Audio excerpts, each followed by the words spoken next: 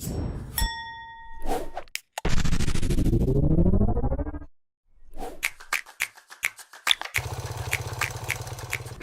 think 19th century was about the Industrial Revolution, about electricity, about disrupting the agricultural society and making it more advanced. The 20th century was about physics and engineering to do more things easier in our everyday life, from refrigerators to washing machines. How convenient. And the 21st century is definitely the digital age. It's the internet.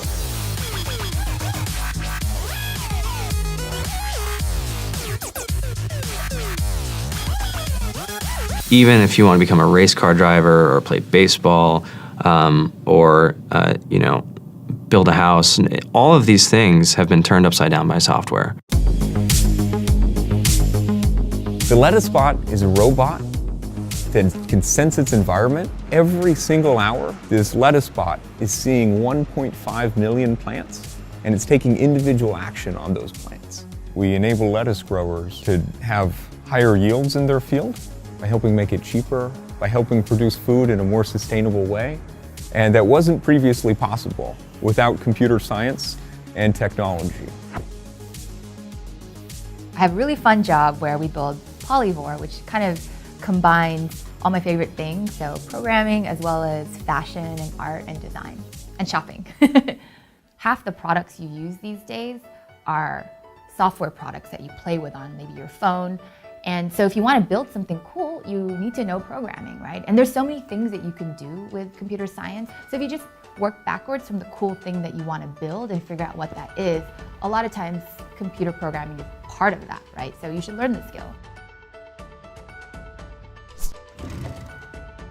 It's really exciting right now. The technology that we're developing right now is going to be used by your doctor in the next decade. When you come into the office and you're sick, the doctor is going to be like, all right, spit in this cup. And I will put it into this magic machine, which is a sequencer. And in an hour, I can tell you what you have or what's wrong with you. So if we're looking for a new virus, for example, we'll download a database of all the viruses that are known. And we'll search for, our sequence of interest against a whole database of all viruses. So you still need somebody to analyze the data. The computer is not smart enough yet. Our software helps people save energy and thereby reduce their carbon emissions. To date, we've saved over 8 terawatt hours, which is the equivalent of about 1.1 million cars on the road. When you're forecasting the wind, there's so many different parameters that go into it. It would be impossible for a human to sit down and do all those calculations. We need a computer model in order to forecast it.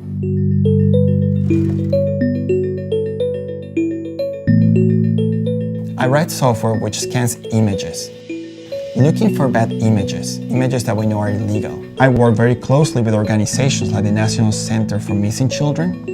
I know that the work that we've done has impacted the life of people. And I feel very strongly about it because there's a lot of social problems right now that could really leverage the use of technology. It's a lot about empowering the people who are there helping the world by giving them the tools to be able to do better. That's something that we can do right now, and the tools available are huge. The merging of art and technology is getting more and more significant now because computers and software are such an integral part of our lives day to day. People are realizing that it can be quite creative to take this medium of computers and create incredible works of art. In Finding Nemo, when Crush and Squirt and all the friends are flying through the East Australian Current, you're seeing images of water flowing by, you're seeing the colors on the back of the turtle, you're seeing the sides of the fish. All of those things are generated through math and computer programs that we write that we then give to the artists, and they take that to create that final image and tweak it and make it look beautiful and look fun. The crux of it is really about invention. It's about looking at the world and being dissatisfied with things and questioning everything. I always felt like if I didn't learn how to program, it would be like not learning how to read. The future would just be closed to me.